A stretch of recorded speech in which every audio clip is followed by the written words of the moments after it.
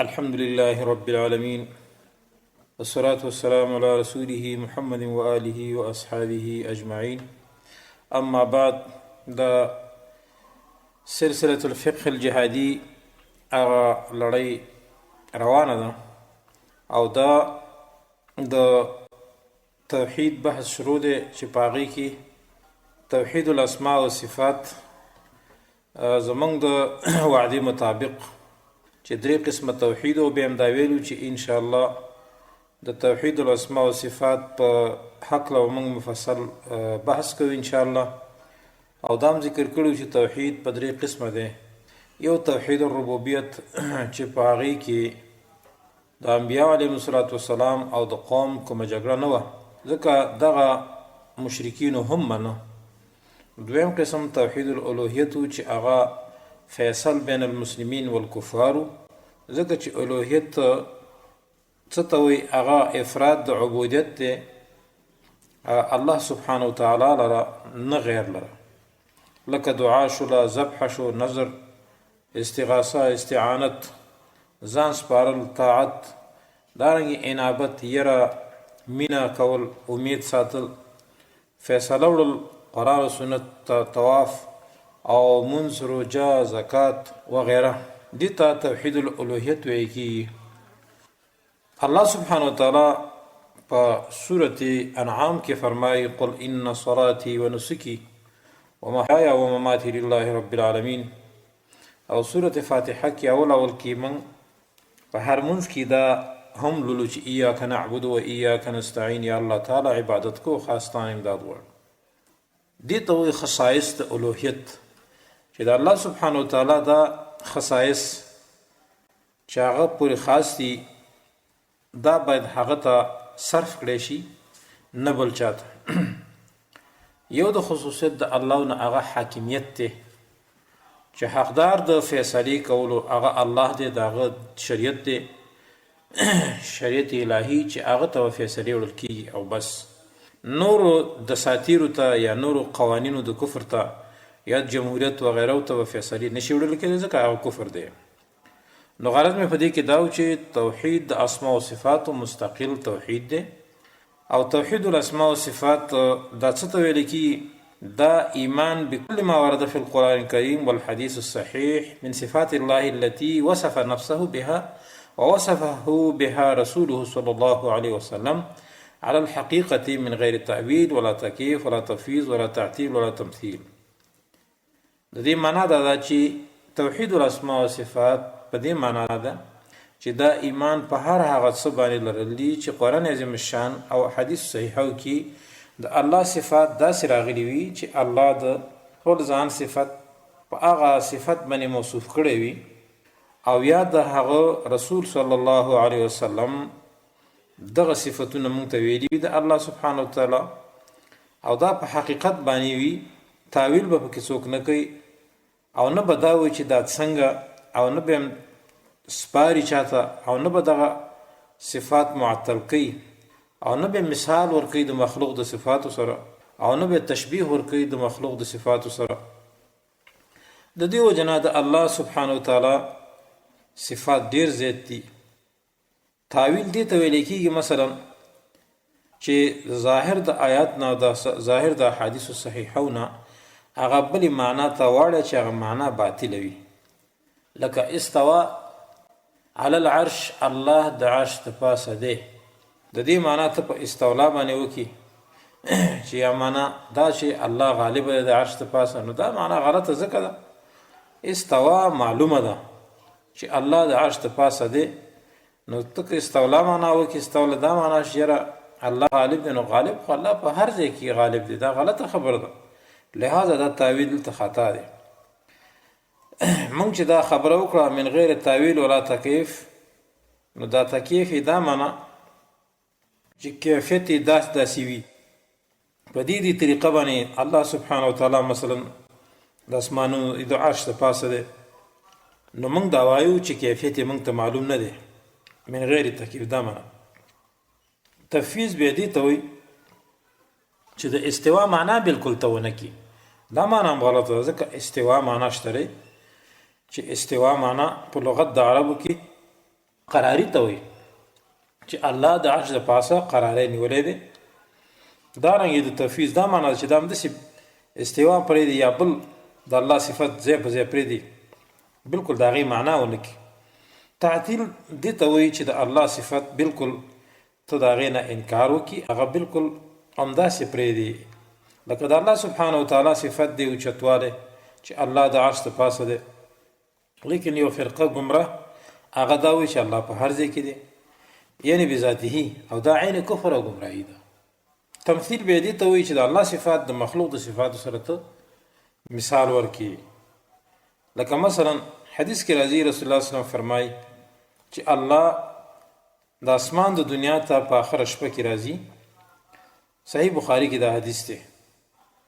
نو ته دا معنا وکړي چې د دې داسې مثال دی لکه څوک مخلوق چې راکوزېږي. نه، د اهل سنت والجماعت عقیده به دا نه ده.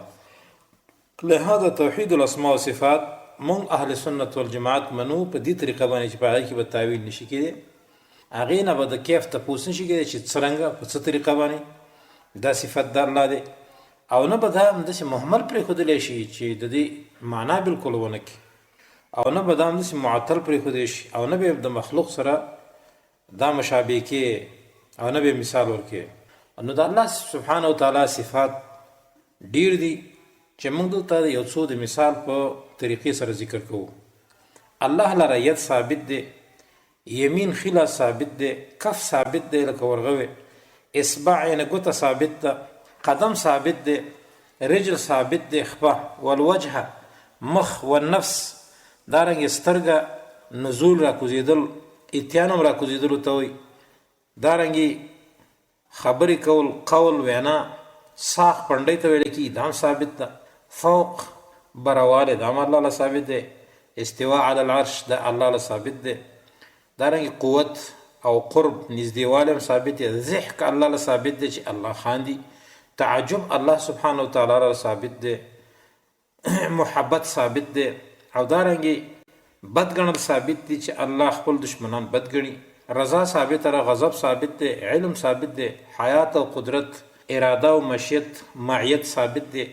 فرح دارنګې خوشحالېدل، سمع او بصر، سترګې، غوږونه، آواز، او دارنګې رحمت، عفو، عزت، انتقام، مغفرت، نور هغه صفات چې قرآن او سنت په هغې باندې ګواه دي. دا ټول صفات د الله سبحانه وتعالی ثابت دي. او دا ټول صفات چې موږ او تاسې اهل سنت والجماعت منو په دې معنا لکه مخکې چې ما ذکر کړو چې دا حقیقي صفات دي. د مخلوق د صفاتو سره د دې مشابه کول دا نه دي پکار، او نه به دا معطل کوو، او نه به د دې نه انکار کوو، او نه به د دې تاویل د ظاهر نه وباسو باطل طرف ته، داسې تاویل به هم نه کوو. اوس بعضې دلایل د دې صفاتو ذکر کیږي. مثلا ید لاس راغلی د الله سبحانه وتعالی په دې قول کې سورة فتح 10 نمبر آیت کې الله فرمایي ید الله فوق ایدیهم، ید الله فوق ایدیهم، لاس د الله بره دی د لاسونو د مخلوق نه. یو خبره ده لفظ د ید په قرآن کې په دریو قسم راغلی، مفرد راغلی لکه دا آیت یو لس، دارنګې بل سورة ملک کې بیده الملک، الله په لاس کې بادشاهي ده. کله تسنیه ذکر کیږي بل یداه مبسوطتان، د الله دواړه لاسونه ډېر خلاص دي، خرچه کوي که نه په هر چا باندې خرچه کوي په دې دنیا کې. او آدم علیه السلام په حق الله فرمایي چې ای ابلیس تا دا سجده د آدم علیه السلام ته ولې ونه کړه؟ ولې لما خلقت بیدیه، حالانکې د آدم علیه السلام ما په دواړو لاسونه پیدا کړی. کله کله په جمع سره عاملت ایدینا سورة یاسین کې الله فرمایي. خو د دې ټولو کې اشاره دې ته ده چې دا تکریم مراد دی، د عزت. یمین هم راغلی دی د رسول الله صلی الله علیه وسلم په حدیث کې، لکه رسول الله صلی الله علیه وسلم فرمایي چې هغه عادلان خلق به په ورځ د قیامت کې د نور په منبرونو باندې ناست وي، من یمین الرحمن، د ښي طرف د رحمان ذات نه. بیا رسول الله صلی الله علیه وسلم فرمایي وکلتا یدیه یمین، دواړه لاسونه ښي دي. حدیث صحیح مسلم 1820 نمبر حدیث دی د عبدالله بن عمر رضی الله عنه په روایت باندې. دارنګې حدیث کې الکف یعنی ورغوی دا هم راغلی دی، لکه د ابو هریره په حدیث کې مرفوعا. د صدقې په فضیلت کې یو حدیث دی فتربو فی کف الرحمن، دا صدقه کله الله ته ورسیږي نو هغه صدقه د الله په دې ورغوي کې ډیریږي. نو دا حدیث مسلم راوړی 1014 نمبر حدیث دی. دلته کف ثابت شو الله سبحانه وتعالی لره. دا د الله صفت دی، موږ یې بغیر د تمثیل بغیر د تعویل نه منو. نور موږ کیفیت الله ته سپارو چې د الله به څرنګه ورغوي وي، څرنګه به لاس وي، څرنګه به ګوتې وي، څرنګه به خپې، دا پته موږ ته نه لګي. دی موږ الله ته سپارو، موږ په ایمان راوړی لکه څرنګه چې په آیات او په حدیث کې دي. نور یې موږ اخوا ګوتې پکې نه وهو او نو اخوا د دې تعویل او یا دغه ته حاجت شته. قرآن او حدیث د هغې نه ساکت دي. سلف صالحینو پکې دا تعویل نه دی کړی. نو موږ تاسو د حق حاصل نه چې په دې کې تعویل وکړو. دارنګې ګوته الله لره ثابت د حدیث کې راځي.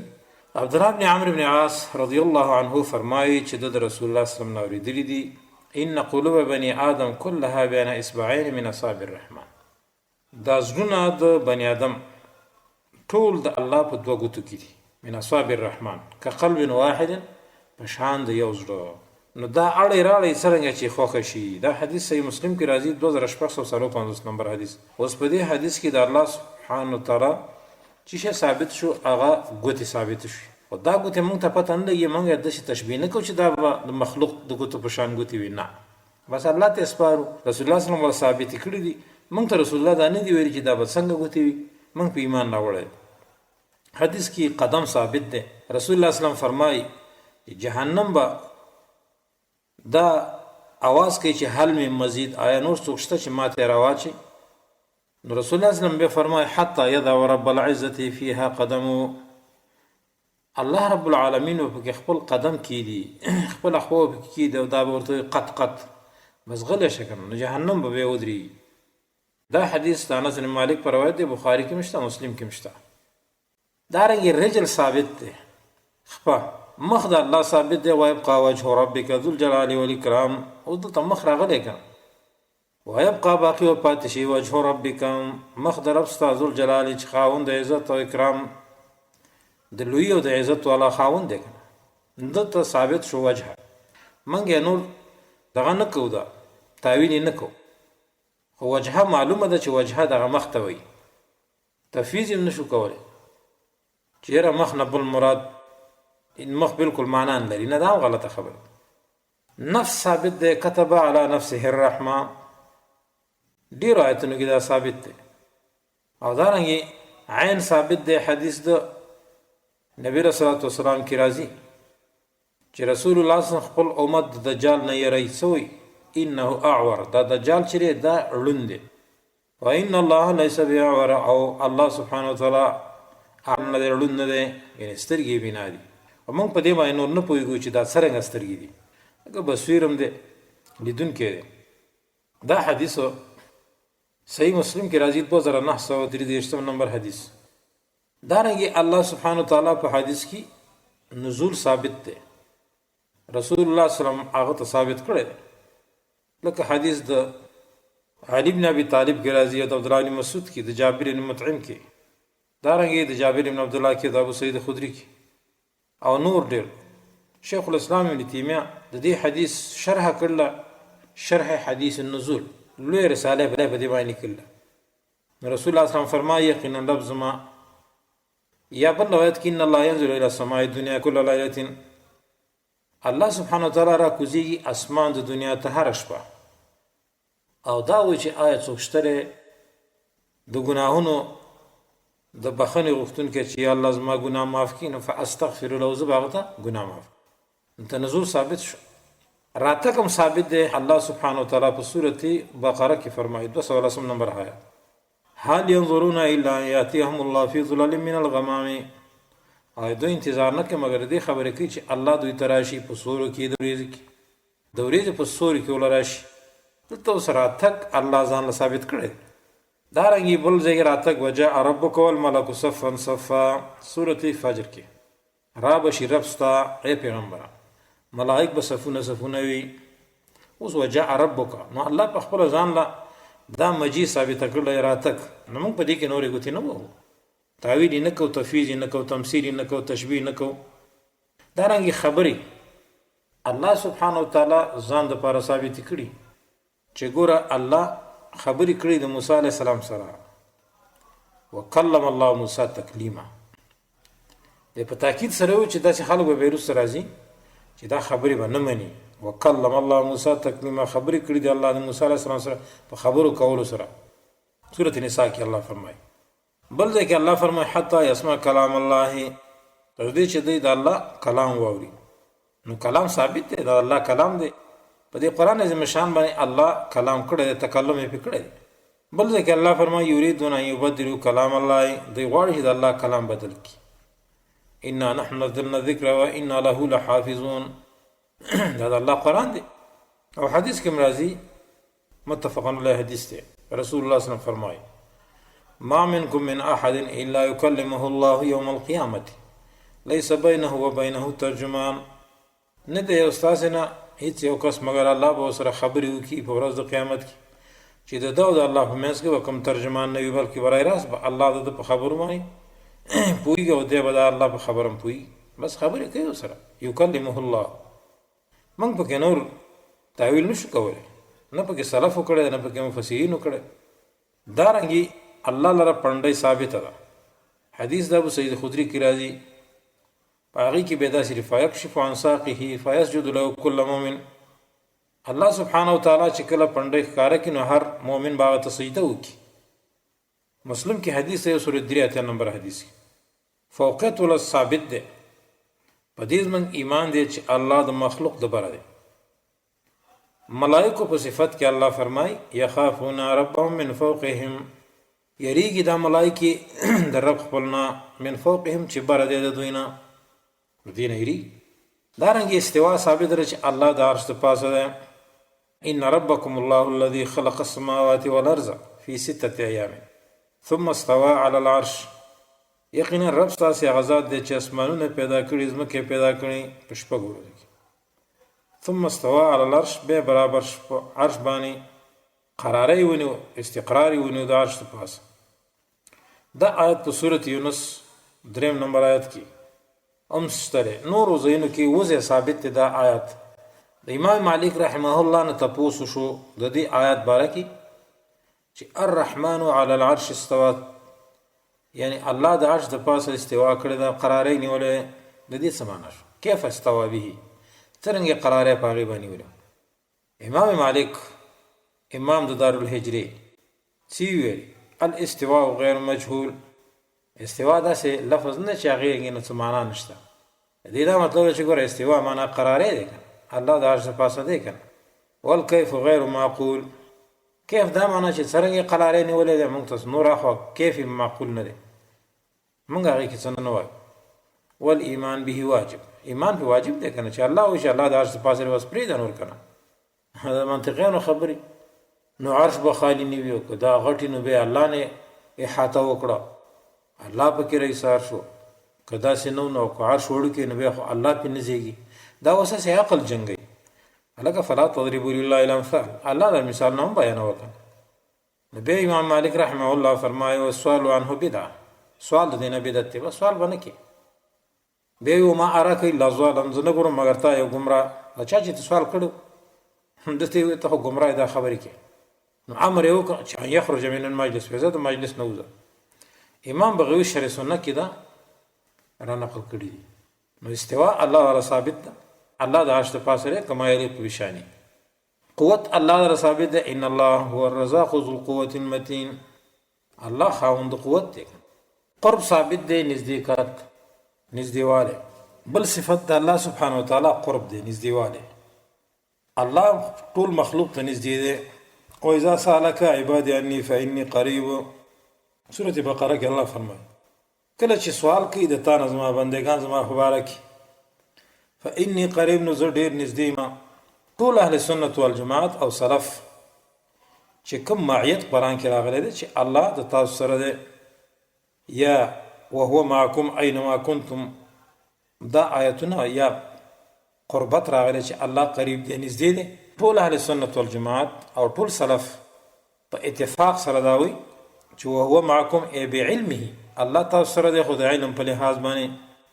او دارنګې دې آیت کې هم چې کله چې زما بندگان تا نه تپوس کې ای پیغمبر عني زما خبره کې فاني قریب، یقینا زه نږدې ما، معنا بعلمه. دین مراد علم مراد دی په اتفاق د سلف سره بلکې اجماع د علماء سره. امام ابن قیم رحمه الله اجماع نقل کړی ده. اجماع حجت شرعي دی. د دې وجنه د الله یو صفت چې دی قریب، دارنګه الله صفت بل دی ضحک، خندا کول. حدیث کې راځي رسول الله صلی الله علیه وسلم فرمایي الله خاندي هغه دوه کسانو ته چې یو ولګي دا بل مړکی، دواړه په جنت ته ځي. دا یو سره یقاتل هذا فی سبیل الله فیقتل، دا چې اولی وجل دا شهید دی، دغه قاتل اول کافر، دا را پاسې د مسلمان مړ کړو فیقتل شهید شو. ثم يتوب الله على القاتل فيستشهد الله، به الله دې قاتل له توبې توفیق ورکړي، مسلمان شي، هیڅ شهید شي، دواړو ته الله خاندي. دا حدیث مسلم کې راځي 1308 نمبر حدیث او بخاری کې مشته. نو دې دواړو ته الله خاندي. يضحك الله الى رجلين يقتل احدهم والآخر يدخلان الجنه، يقاتل هذا في سبيل الله فيقتل ثم يتوب الله على القاتل فيستشهد. دا حدیث دلیل دی په دې باندې چې الله در خندا ثابت ده، نام صفت دی د الله. دارنګه تعجب د الله بل صفت دی. حدیث کې راځي عجب الله من قوم يدخلون الجنه في السلاسل، الله تعجب کې دا قوم نه چې جنت ته داخليږي پات کړو کې. دا حدیث بخاری راوړ. دارنګه رضا د الله صفت دی. لقد رضي الله عن المؤمنين اذ يبايعونك تحت الشجره، غضب صفت مشته. یا ایها الذين امنوا لا تتولوا قوما غضب الله عليهم، ایمان والو تاسو دوستی مکوئ دا قوم سره چې غضب کړ الله په هغوی باندې. دلته غضب الله در ثابت شو. علم الله در ثابت دی. علم الانسان ما لم يعلم، الله تعلیم ورکړ انسان ته دا چې دی عالم نو. حیاتم د الله صفت دی. الله لا اله الا هو الحي القيوم، آیت کرسی کې چې الله فرمایي. قدرت صفت دی. وهو على كل شيء قدير، الله پاک من قدرت والا. ارادم د الله صفت دی. ان ربك فعال لما يريد، یقینا رب ستا کون کې دا غصه چې اراده وکي. دارنګي فرح د الله صفت دی، نه خوشاله دل.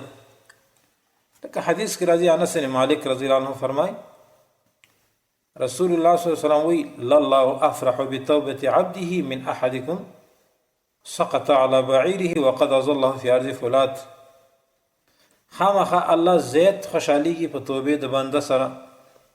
یو د تاسو کې ډېر ګناهګاری او هغه توبه وباسي الله ته، نو الله دومره خوشحاليږي د دې ګناهګار توبې ته.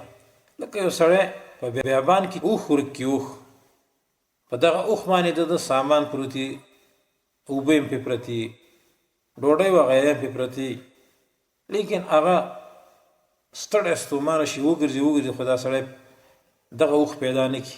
بې تکیه ووي او دی ډډه ووي او ناامیده شي چې یاره اوښ خو لاړ ورک شو. دی چې ډډه ور یو دم پام وکړي هغه اوښ یې سر ته ولاړي سره د بار، نو دی د ډېرې خوشحالۍ د وجې نه هغه حدیث کې داسې الفاظ دي چې اللهم انت عبدي وانا ربک، یا الله ته زما بندې او زه ستا رب یم. خولې خطا شي داسې ووي. نو دې حدیث کې مطلب دا چې فرحه خوشحالي لله و افرح، الله زیات خوشحالي په توبه د بنده خپل سره. لکه څرنګه چې دغه سړی به څومره خوشحاليږي چې اوښ هغه ورک شوی اوښ ته پیدا شي په دغه بیابان، دومره د دین الله زیات خوشحالي. دلته صفت د خوشحالۍ الله ته ثابت شو. رسول الله صلی الله علیه وسلم ثابت کړی دی، موږ یې سر په سترګو منو. سمع الله له ثابت ده. انني معكما اسمع وارا، یقینا ز تاسو دواړو سره مې اے موسی او هارون علیهم السلام اسمع اورم و ارا وینم.